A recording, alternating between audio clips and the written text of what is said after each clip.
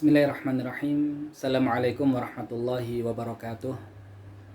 Alhamdulillahirabbil alamin wassalatu wassalamu ala asyrafil anbiya'i wal mursalin Muhammadin wa ala alihi wa ashabihi ajma'in, amma ba'd. Saudara-saudariku yang dirahmati Allah Subhanahu wa taala, alhamdulillah Allah Subhanahu wa taala kumpulkan kita kembali di pembelajaran dari kitab Mudah Berbahasa Arab yang insyaallah kita lanjutkan materi pembahasan kita di pertemuan yang kelima ini di halaman yang ke-18, pembahasan tentang ma'rifah dan nakirah. Perhatikan, jika ada isim yang ditambahkan al padanya maka akan hilang tanwinnya. Ya, jadi di sini kita akan belajar tentang kaidah penggunaan alif lam dan juga kaidah penggunaan tanwin, di mana alif lam dan tanwin ini ya tidak pernah bertemu. Ya, sehingga kalau kemudian ada isim yang dia awalnya tidak ada alnya dan dia bertanwin, kalau kemudian kita masuki al maka akan hilang tanwinnya. Dan adapun berkaitan dengan istilah isim yang ada alnya ini namanya ma'rifah, dan isim yang tidak ada alnya dan bertanwin namanya nakirah. Nah, secara makna ma'rifah ini menunjukkan sesuatu yang tertentu, definitif. Adapun nakirah adalah sesuatu yang dia tidak tertentu dan ya belum definitif, artinya masih bersifat umum. Nah, sehingga kalau di sini dicontohkan baitun dikasih al jadi al baitu. Kemudian masjidun al masjidu. Kemudian suqun as-suqu, najmun an-najmu. Nah, kalau kemudian dikatakan baitun rumah, maka rumah secara umum. Tapi kalau al-baitu berarti rumah yang spesifik, rumah yang tertentu. Masjidun, masjid, ya secara umum. Kalau al-masjidu berarti masjid yang spesifik, yang tertentu. Termasuk juga suqun, ya as-suqu, ya kalau suqun umum, ya masih ya belum tertentu untuk pasarnya. Tapi kalau as-suqu pasar yang tertentu, yang orang yang diajak berbicara sudah tahu apa yang dimaksud dengan pasar yang dikatakan itu. Termasuk najmun, bintang, an-najmu, nah berarti bintang yang bersifat khusus. Nah, ini lagi-lagi berkaitan dengan pembahasan ma'rifah dan nakirah. Ya, ma'rifah definitif, nakirah ya belum definitif, ya masih umum. Namun pelajaran yang lain kalau kita lihat di buku ini, di contoh yang sebelah kanan, baitun al-baitu, masjidun al-masjidu, ada alnya. Ya, ada alnya. Nah, sehingga kalau ada alnya, ya berarti nanti disebutnya alif lam qamariyah karena alnya nampak. Kalau kemudian sukun as-suku, najmun an-najmu, ya alnya tidak kelihatan, yang biasa disebut dengan alif lam syamsiyah. Tapi sebetulnya ini ya bukan bagian dari materi bahasa Arab, tapi ya tidak ada masalah untuk kita pelajari agar kita tahu bagaimana cara pelafalannya. Kalau alif lam qamariyah alnya nampak, al baitu, al masjidu.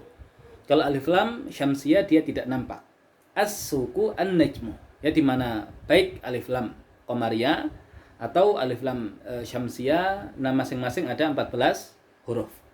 Nah, dari sini kemudian kita perlu mundur kembali di latihan 1 berkaitan dengan kosakata yang ini merupakan bahan baku untuk kita belajar bahasa Arab.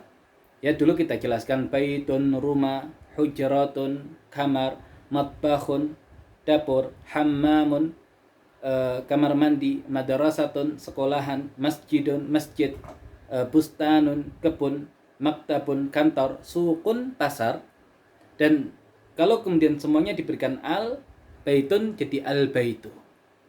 Kalau kemudian ada fi, fil baiti, hujratun al hujratu, dikasih fi, fil hujrati, matbahun al matbahu, dikasih fi, fil matbahi, hammamun al hammamu, dikasih fi, fil hammami, madrasatun al madrasatu, dikasih fi, fil madrasati, masjidun al masjidu, dikasih fi, fil masjidi, bustanun al bustanu, dikasih fi, fil bustani, maktabun al maktabu, dikasih fi, fil maktabi, suqun as-suqu, dikasih fi, fis suqi. Nah, sehingga semua yang menjadi nama tempat tersebut yang sebelumnya dia nakirah masih umum, Nah, sekarang sudah ada alif lamnya, berarti secara makna dia khusus. Nah, maka kalau kemudian kita kembali ke latihan yang kedua, ya terjemahkan kalimat di bawah ini, ya maka cara menjawabnya berbeda dengan pertemuan yang keempat, ya di mana di pertemuan yang keempat kita masih menggunakan bentuk nakirah karena kita belum belajar kaidah alif lam yaitu ma'rifah dan nakirah. Nah, sekarang ketika kita belajar kaidah alif lam, maka yang lebih kuat ya nanti karena yang kita ajak bicara itu mengerti di mana yang dimaksud dengan ya tempat itu, maka ya menggunakan alif lam. Saya di rumah. Berarti ana fil baiti. Ya kalau tanpa al, ana fi baitin. Berarti rumah yang masih umum. Tapi kalau ana fil baiti, ya saya di rumah, berarti rumahnya sudah tertentu. Ya, dan secara umum berarti bisa jadi adalah di rumah saya sendiri. Ya, fil baiti.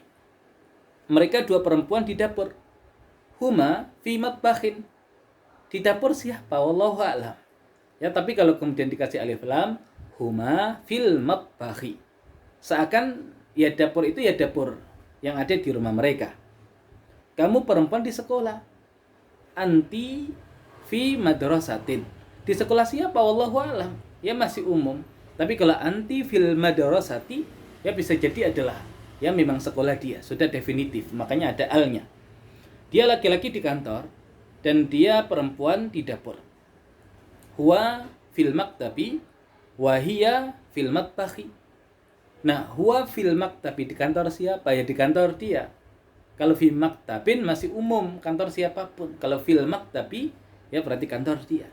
Wa hiya fi matbakhin, di dapur siapa? Ya dapur yang ada di rumah dia.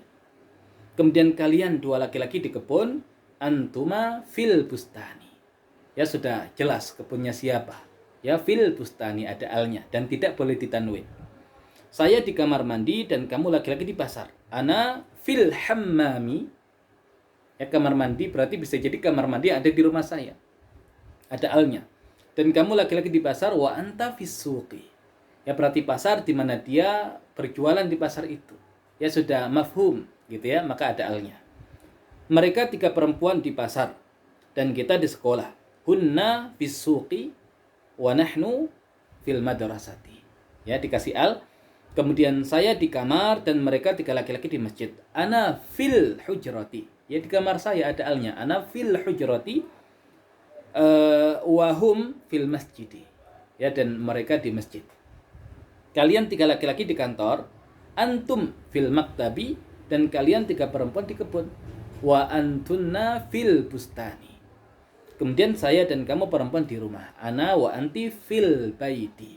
Ya jadi di latihan 1 yang semuanya itu belum ada alif lamnya. Ketika kita sudah belajar materi tentang alif lam, ma'rifah dan nakirah, maka mundur lagi ke belakang, ya semuanya dikasih al.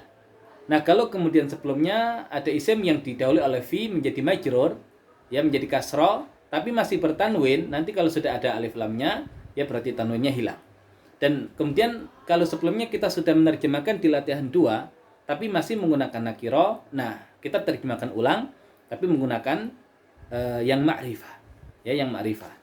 Nah, baru kemudian kita kembali lagi ke latihan 3, yang merupakan latihan asli dari pembahasan ma'rifah dan nakirah. Nah, di situ kita ya dilatih ya di samping tadi untuk fokus. Kalau ada alnya berarti hilang tanwinnya.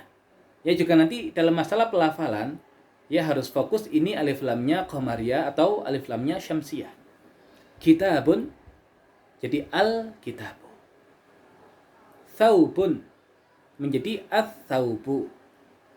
Jawwalun menjadi al jawwalu. Tilfazun menjadi at-tilfazu. Babun menjadi al-babu. Sirwalun menjadi as-sirwalu. Khizanatun menjadi al-khizanatu. Nafidatun menjadi an-nafidatu. Mirwahatun menjadi al-mirwahatu. Kemudian thalajatun menjadi at-thalajatu. Nah, kalau kita terjemahkan kitabun buku, thawbun pakaian, jawwalun HP, tilfazun televisi, babun pintu, sirwalun celana, khizanatun lemari, nafidatun jendela, mirwahatun kipas angin, thalajatun kulkas. Nah, sebetulnya di akhir buku ini sudah ada kamus kecilnya yang dengan itu kita mengetahui arti di masing-masing latihan. Nah, kalau kemudian kita belajar ya dengan gurunya diterjemahkan, ya sudah. Nanti kalau kemudian di awal kita belum tahu, kita tuliskan terjemahannya. Tapi nanti akan terus terulang. Nah, kalau sudah sering terulang, tidak perlu kemudian kita tulis lagi, yang sudah kita terjemahkan artinya. Nah, untuk kemudian menyesuaikan apa yang sudah kita ketahui artinya, nah itu nanti akan menempel dengan sendirinya kalau sering terulang, dan ya tidak perlu kemudian kita tulis ulang artinya.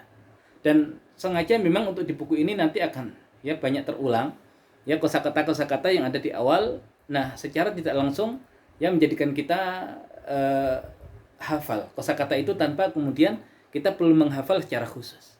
Ya, jadi secara otomatis kemudian kita hafal karena sering terulang, dan itu menjadi bekal ya, karena yang kita ketahui kosakata adalah modal. Ya, tidak mungkin kemudian tanpa bahan baku kemudian kita proses ya menggunakan sorofnya, dan tidak mungkin kemudian kita rangkaikan ya dengan ilmu nahwunya. Dan lagi-lagi ini berkaitan dengan kosakata yang mau tidak mau memang ya harus kita kuasai minimal yang ada di buku ini dulu, dan tidak perlu kemudian kita membebani dengan apa yang di luar buku ini, dan kita kaitkan dengan materi apapun yang ada di buku ini, yang kali ini khusus pembahasan tentang ma'rifah dan nakirah. Yang laki-laki untuk latihan 3 perlu kita mundur ke belakang, kita kaitkan lagi dengan latihan 1, kita kaitkan lagi dengan latihan 2, dan kemudian di latihan 3 tadi fokusnya di alif lam, yang ketika isim sudah dimasuki oleh alif lam, ya maka akan hilang tanwinnya. Dan secara makna dia menjadi ma'rifah definitif ya khusus. Kalau kemudian yang tanpa alif lam dan bertanwin dia masih umum. Kemudian kalau alnya nampak berarti alif lam qamariyah. Kalau alnya tidak nampak ya langsung masuk ke hurufnya, nah itu alif lam syamsiyah. Nah, ini yang kemudian bisa kita pelajari di pertemuan kali ini. Insya Allah akan kita lanjutkan di pertemuan-pertemuan yang berikutnya, materi-materi yang lain. Ya, semoga Allah Subhanahu wa taala mudahkan kita dalam mempelajari bahasa Arab. Wallahu a'lam bishawab. Assalamualaikum warahmatullahi wabarakatuh.